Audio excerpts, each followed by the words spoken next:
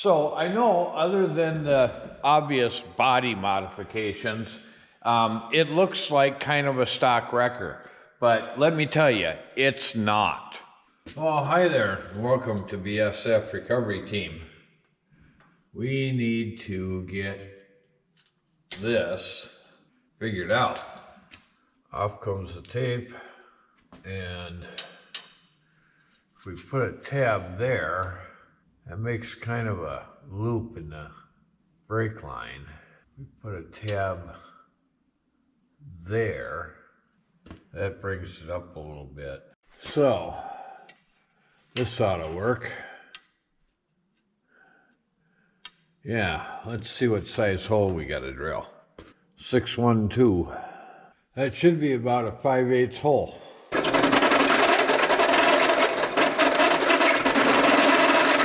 Now, how far away do we want to put it? 1.5 inches. Okay. Now, we gotta weld that on there. Like that. Yeah. Okay, our Harbor Freight welder, 3/16.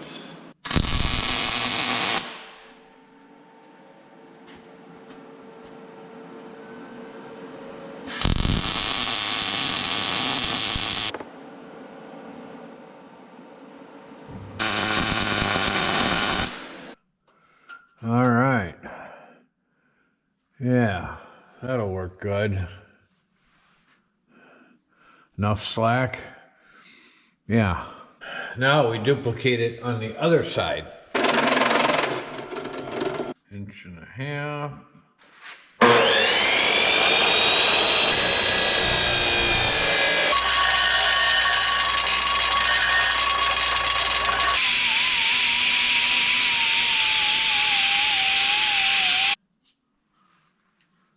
Something like that.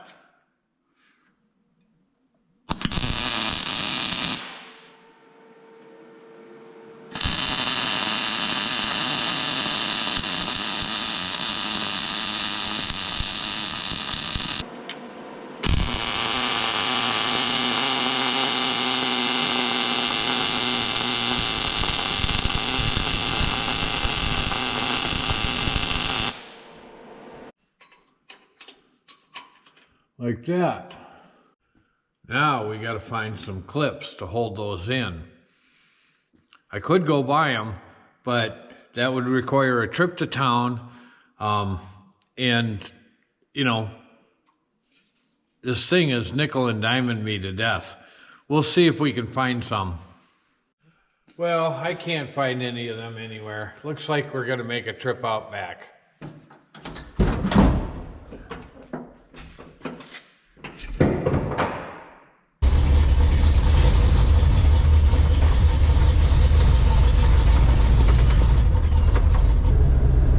Nice day for a trip out back.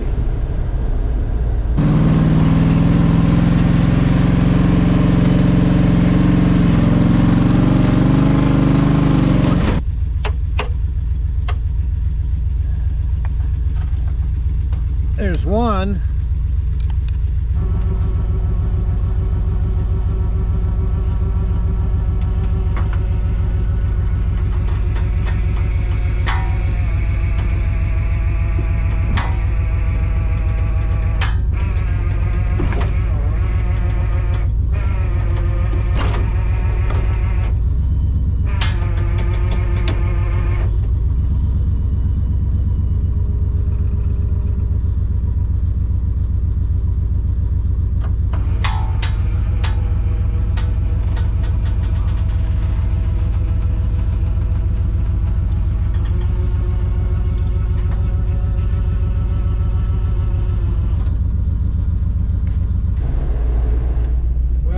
Say that was fruitless. They're either too rusty or too hard to get at. I couldn't check the rest of the frame. It was frozen down. I don't know. Looks like we got to go to the parts store. Well, I could have taken Big Bob, but that's all right. We'll go to the parts store. We got other stuff we got to get anyway. All right, but before we go to the parts store, we should see about this.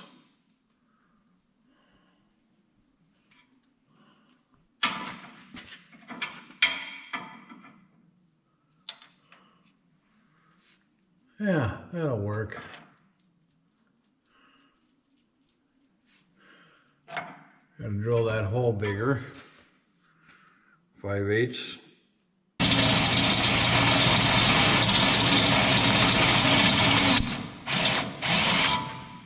And then a little scrap of steel like that.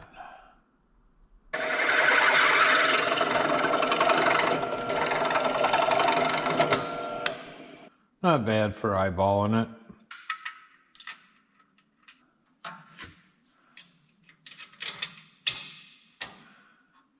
There. That'll do. Now, what do we need for brake line?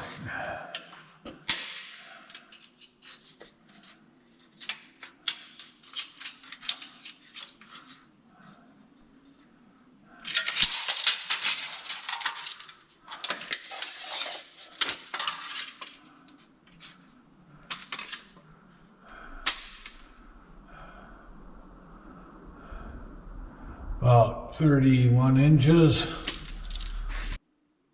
about 23 inches, 24 inches.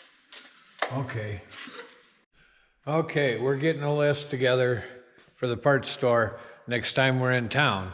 And it's getting late. I think it's time for dinner. So we'll be back tomorrow. So we went to the parts store, got the clips, got brake line, and basically we're ready to work on Blondie. But I had a comment on the last video that I should do a walk around on the wrecker and explain some of the modifications to it. I've done this before, but maybe it's time to do it again. So let's do it. So I know other than the obvious body modifications, it looks like kind of a stock wrecker. But let me tell you, it's not. So let's start with the engine. And it's an old 60s block, high nickel, high tin content. Those of you who know will know what I'm talking about. It kind of helps the block last longer, gives it a high wear content or keeps it from wearing out. So it is a small block. Started out life as a 350. It's been bored 60 over, so now it's a, 360 cubic inch. It has a Moroso pan, wide sump for oil control, a windage tray. It has a steel crank. It has flat top forged pistons. It has 68 cc chambered heads. It has roller tip rockers. It has a mild cam in it, a high-rise dual plane aluminum intake, and an EFI setup on it for carburation or for fuel control. I had it carbureted for years, switched to EFI when we started going out west, a Holly Sniper EFI a few years back. Yeah, it's been about 4 or 5 years now. So it's a very strong built small block, not high horsepower, but strong and durable. And we run the factory oil cooler in the radiator and one outside in front of the radiator, and the factory transcooler in the radiator and one outside in front of the radiator. Along with the fact that we're running the diesel radiator, which is about 4 inches wider than your factory square body radiator. That's to keep everything cool. Now, it did start out life as a wrecker or a tow truck. It is a 1-ton K-Series 4-wheel drive. The 1-tons have a little bit stronger frame, and then this one has been modified to even make it stronger yet. I've put about 8 inches or so of spring lift in it. There's no body lift. So I could fit 37-inch tires on it. I used to work for a Hummer dealer, so I ended up with a bunch of Hummer wheels. And the front ones fit on perfectly with their positive offset or their offset. They still run the run flats in them and the bead locks. I do that for a little extra weight in the front end. The rear ones are just squeezed down to stock wheels. So we're running 37-inch Hummer surplus tires. Okay, now for the drivetrain. We have a Turbo 400 automatic, a new process 205 transfer case. Both have proven their time over the years. They're strong, and they're basically unmodified. We have a 14-bolt corporate rear cab chassis dually axle, and we've upgraded it to disc brakes in the rear, and we have a Grizzly locker in there along with 513 gears. And basically that's all we've done to the rear, other than wheel spacers to be able to fit our 37-inch tires on in the dually configuration. Now, as far as our front axle goes, that's a Dana 60 kingpin style front end. We've done lots of modifications here. We've done 513 gears. We've put a electric e-locker in the front. Don't worry about this hose.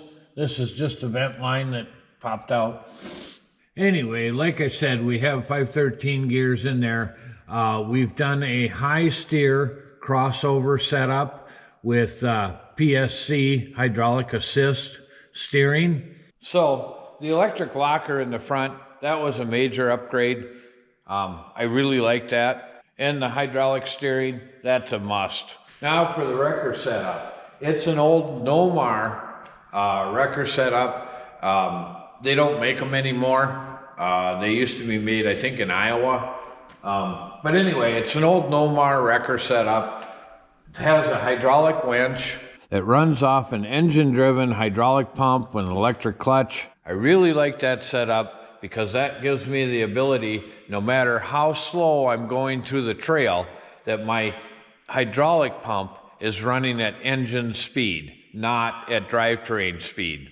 That gives me the ability to adjust my load from inside the cab. I have switches inside the cab to adjust my load inside the cab as I'm driving through the woods, up or down as needed. I like the hydraulic winch because virtually it's 100% duty cycle. Some of you old guys will know what I mean by that. And, well, my Nomar boom is manual extendable, or manual extension with pins. It really reaches out there. If you look, it's out there quite a ways right now. There's actually one more pinhole that I can go. Now, getting back to the brakes, we have one more feature on the brakes that, well, it was in the tow truck when we got it, but we use it a lot. And that is a brake lock.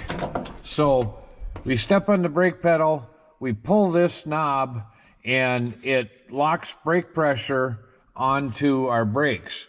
It's kind of like having somebody stand on the brake pedal while you're operating the tow truck. Now, the front winch is a worn 12,000 pound, M12,000 pound, with Yankum rope on it. We got to re-spool that. And I wired it inside the cab. So we have a switch inside the cab here. We arm it, and then we can go in and out. Oh, yes. And we also have an air compressor on the truck for when we need it. And then the last thing, we have the major upgrade that we just did, the rear winch. My boom is a single line boom, and that's worked out good for years, but I've always wanted to upgrade a little bit, so I decided to put a under the deck winch in, and that way we can just drag things, or we can put a snatch block up there and have a dual line boom. So basically that's the truck.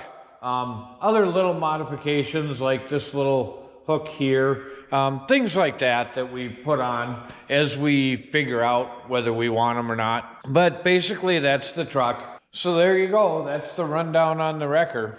Now it's time to get back to working on Blondie, because we're running out of time. Okay, now before we do our brake lines, we have to cut these shock mounts off of here and relocate them, because I don't want them sticking down. So we got to cut them off.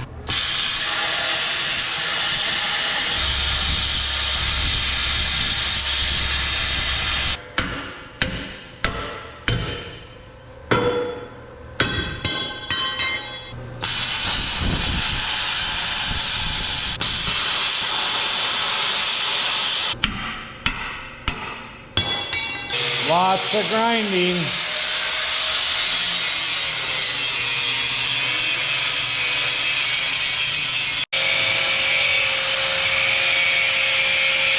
It's nice to have kids that can do some of the work for you. Okay, now Abby's gonna weld up all the gouges I put in there. Then we gotta grind it down again.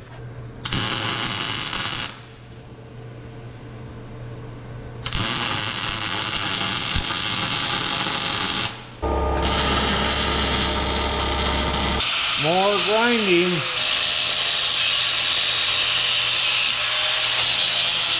Well, it sure is nice to have your kids, or one of your kids and boyfriend, help out on the wrecker, isn't it? Yes, it is very wonderful. Yeah, because time is running out for Matt's off-road games. Or I think it's like his wrecker games. 4 weeks. Yeah, it's running out. I don't know if we're gonna have Blondie running. We'll see. You know, all those guys out in Utah and Arizona and stuff like that, they are all playing in the area, and they've been scoping it out and checking it out. And it's days for us to get there. I know. So have you bought your supporter package yet? There's the Blondie package. Yeah. And the Red Wrecker package.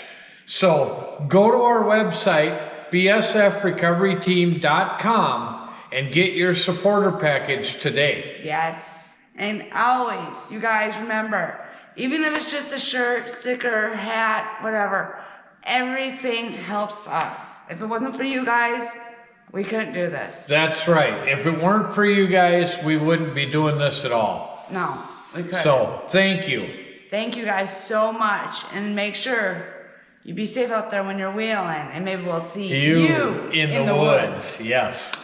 Now I need you to finish doing that, this, those, that, those. Just get on it. Oh.